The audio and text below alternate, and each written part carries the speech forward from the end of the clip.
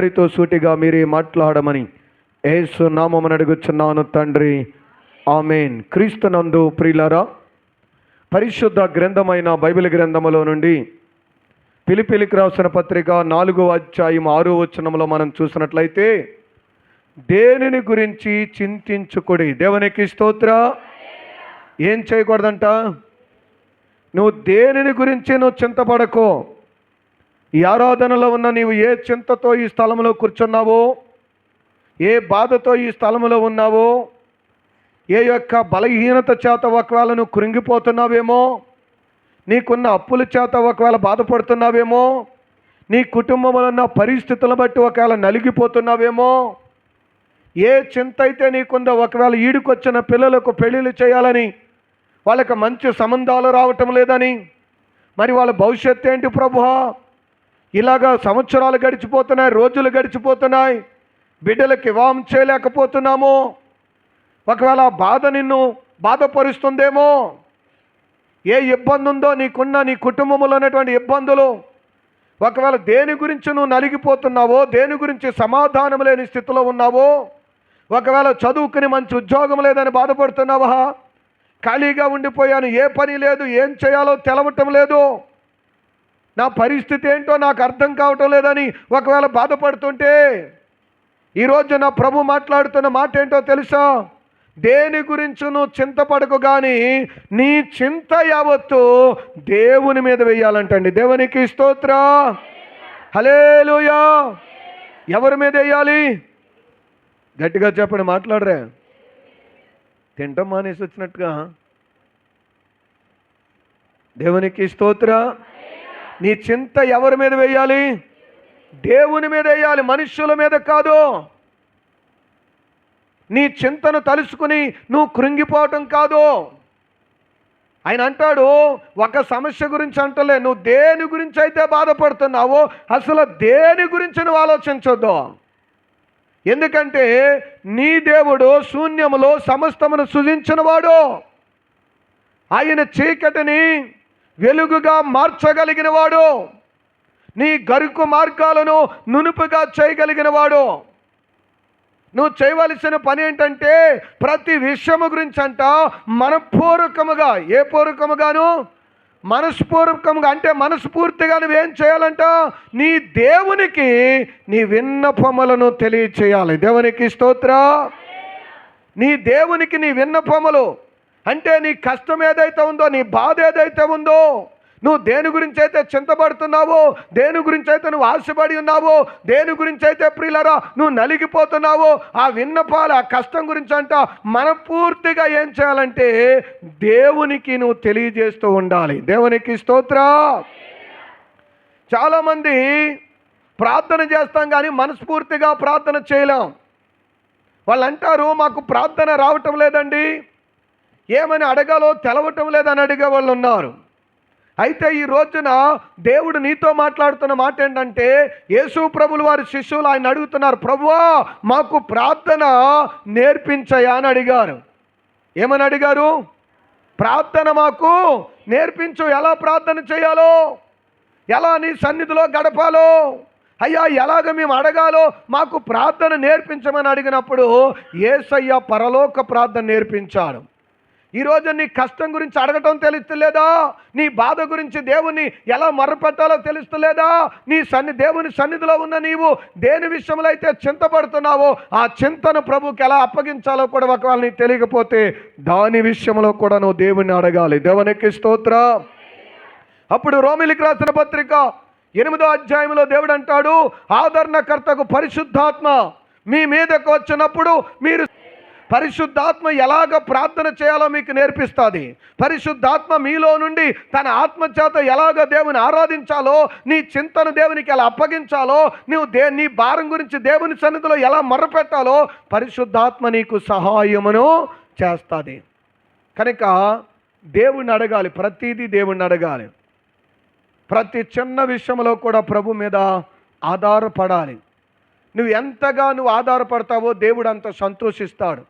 చాలామంది అనుకుంటాము, ప్రతి చిన్న విషయంలో దేవుణ్ణి ఏం అడుగుతామండి, ఈ చిన్న ఇబ్బంది కూడా దేవునికి ఎందుకులేండి, మేమే పడదాం అనుకుంటాం. కానీ బైబిల్ చెప్తుంది, ప్రతి విషయంలో కూడా నువ్వు దేవుని మీద ఆధారపడినప్పుడు ఆయన నీ చింతలు లేక నీ బాధలు నీకేమైతే సమస్యలు ఉన్నాయో అన్నిటి నుండి కూడా దేవుడు తీరుస్తాడు. ప్రియులారా, ఈరోజున ఒంటరి దాన్ని అనుకున్నావేమో, ఒంటరి వాడిని అనుకున్నావేమో, నాకు ఎవరూ లేరు అనుకుంటూ నువ్వు ఒకవేళ నువ్వు బాధపడుతున్నావేమో, ఒంటరితనాన్ని చూసుకుని ఒకవేళ కుమిలిపోతున్నావేమో, ఒంటరి జీవితం నా బతుకు అయిపోయింది అనుకుని ఒకవేళ నువ్వు బాధపడుతూ ఉన్నావేమో, దేవుని యొక్క వాక్యములు యెషయా గ్రంథం 60వ అధ్యాయము 22వ వచనములో ఆయన అంటాడు, మీలో ఒంటరివాడు 1000 మంది అవుతారు.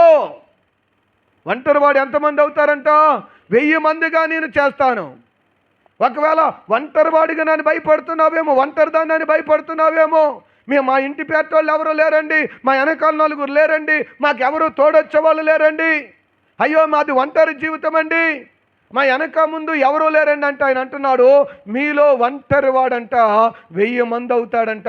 బలహీనమైన జనమును బలమైన జనముగా దేవుడు చేస్తాడు. దేవునికి స్తోత్ర. నీ ఒంటరితనాన్ని చూసి కుమిలిపోవద్దు, నీ ఒంటరి జీవితాన్ని చూసి బాధపడొద్దు. ఎందుకో తెలుసా? ఆయన నిన్ను ఎప్పుడు ఒంటరిగా విడిచిపెట్టడు. ఆయన ఎప్పుడు నీ యొక్క ప్రియులారా ఒంటరి స్థితిలో నిన్ను విడిచిపెట్టి వెళ్ళేటువంటి దేవుడు కాదు. లోకం విడవచ్చు, జనం విడవచ్చు, నువ్వు నమ్మిన మనుషులు విడిచిపెట్టచ్చు, నువ్వు నమ్ముకుని సంపాదించుకున్న రాత్రనక పగలనక కష్టపడి సంపాదించిన ఆస్తి నిన్ను విడిచిపెట్టి వెళ్ళిపోవచ్చు. చాలాసార్లు మన మనసు దేని మీద ఉంటుందంటే ఆస్తుల మీద ఉంటుంది. ఏదోలాగా కష్టపడాలి, కూడగట్టాలి, దాయాలి, రేపు పొద్దుడు కావాలి అని దానికోసం ఎంతో ప్రయాసపడతారు. పాపం అంత కష్టపడి కష్టపడి కష్టపడి సంపాదించిందంతా అనుకోకుండా వాళ్ళని విడిచి వెళ్ళిపోతుంది.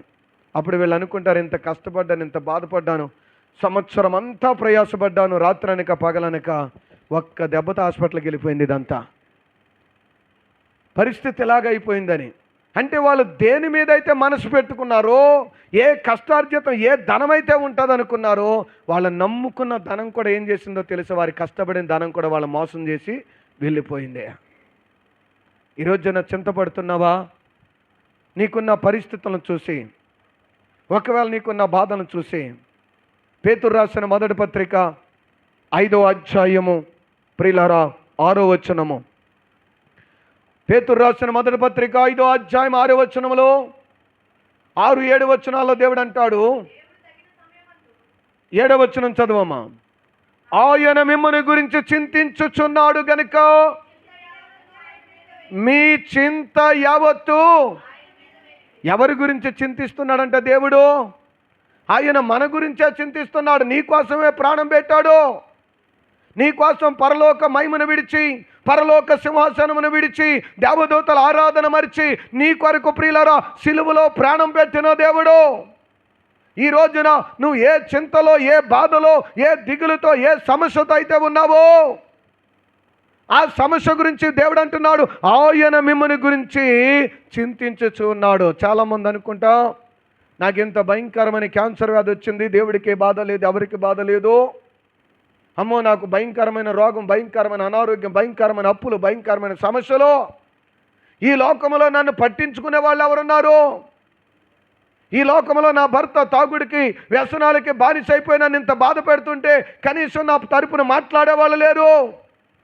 నా బిడ్డలు ఇదిగో ఈ చెడు మార్గంలో ఉంటే ఇదిగో నా బ్రతికేలాగా అయిపోయింది, ఏంటి ప్రభువా అని ఒకవేళ నువ్వు చింతపడుతుంటే ఆయన అంటున్నాడు, నీ గురించేనంట దేవుడు చింతించుచు ఉన్నాడు. ఎందుకు చింతించుచున్నాడో తెలుసా? నీ కోసం కలవరి సిలువలో ప్రాణం పెట్టి మరణాన్ని గెలిచి చావుని చంపి మీకోసం తిరిగి లేస్తే నీ చింతంతా నాకు అప్పగించమంటే ఆ చింతను నాకు అప్పగించకుండా వాళ్ళ సొంత ప్రయత్నాలు చేస్తూ, సొంత ఆలోచనలు కలిగి, సొంత ఉద్దేశాలు కలిగి వారంతట వారి ఇశ్రాయేలు ప్రజలలాగా ప్రయాసపడుతూ ఉన్నారు. చివరికి అంతా నష్టపోతున్నారు. అయ్యో నా పిల్లలు ఇలా పాడైపోతున్నారనంట దేవుడు చింతిస్తూ ఉన్నాడు. ఆయన అంటాడు, ఎద్దు తన కామందుని ఎరుగును, గాడిది తన సొంత వాని దొడ్డేంటో తెలుసు అంట దానికి. ఎద్దుకి యజమానుడు ఎవరో తెలుసు, యజమాని చూడగానే అది గుర్తుపడుతుంది ఎద్దు. గాడిది కంట తన సొంత దొడ్డి తెలుసు అంట, ఉడుదలు పెడితే తన సొంత దొడ్డికి వెళ్ళిపోతుంది. కానీ ఈ రోజున నీకు తెలుసా నీ దేవుడు ఎవరో?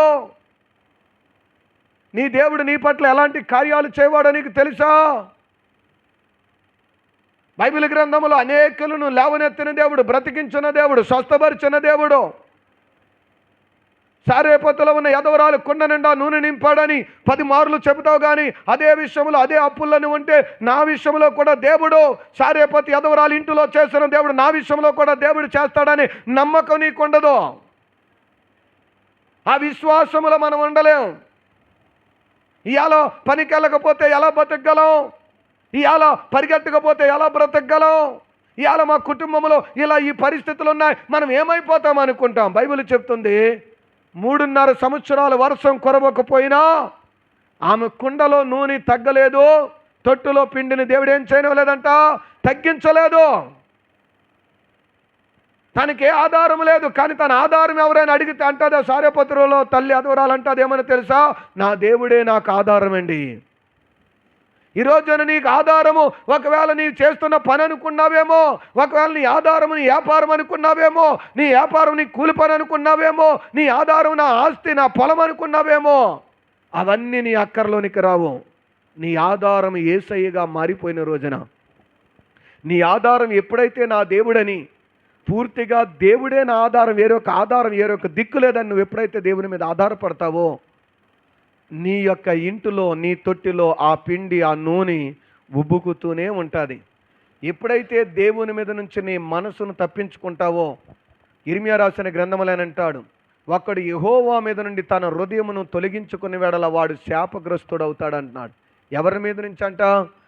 దేవుని మీద నుంచి తన హృదయాన్ని తొలగించుకుని తన సొంత ఆలోచనలో సొంత ఉద్దేశాలు కలిగి దేవుని చిత్తములో నడవకుండా తన ఇష్టములో నడిచిన వాడు శాపగ్రస్తుడు అవుతాడు. ఈరోజు నా దేవుని యొక్క వాక్యాన్ని వింటున్న నా ప్రియమైన తల్లి, నా ప్రియమైన సహోదరుడా, దేని గురించి చింతిస్తున్నావు? దేని గురించి నువ్వు బాధపడుతున్నావు? ఉద్యోగం లేదన్నా, వ్యాపారం బాగోలేదన్నా, పరిస్థితి బాగోలేదన్నా, బిడ్డల విషయంలోనా, అనారోగ్యం విషయంలోనా, అప్పుల విషయంలోనా, ఒకవేళ నేను ఇల్లు కట్టలేకపోయిననే బాధపడుతున్నావా? ఒకవేళ నీ దగ్గర ఏమీ లేదు, నా పరిస్థితి ఎలాగా ఈరోజు ఇన్ని ఇబ్బందులు ఉన్నాయని ఒకవేళ నీ బాధపడుతుంటే ఆయన అంటున్నాడు, అదే పేతురు రాసిన మొదటి పత్రిక 5వ అధ్యాయం 6వ వచనంలో ఆయన అంటున్నాడు, తగిన సమయమందున ఆయన నిన్ను హెచ్చించును గనుక ఆయన బలిష్టమైన చేతి కింద దీన మనసుకులై ఉండుడి. దేవునికి స్తోత్రం. ఎప్పుడు దేవుడు హెచ్చిస్తాడంట? తగిన సమయమందు. ఒక సమయం ఉంది నిన్ను హెచ్చించడానికి, ఒక సమయం ఉంది దేవుడు నిన్ను అనేకుల ఎదుట నిన్ను ఆస్వాదించి నిన్ను ఒక బలమైన స్తంభముగా నుంచోబెట్టడానికి నీకంటూ సమయం ఉంది.